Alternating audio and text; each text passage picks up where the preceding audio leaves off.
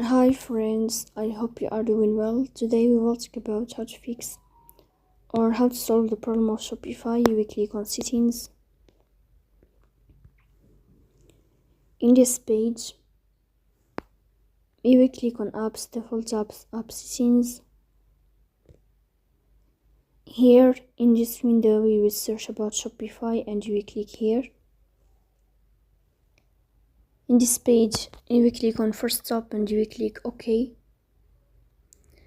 Here you will enter to the window of storage.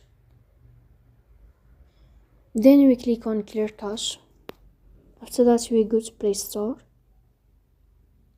You will search about the application of Shopify.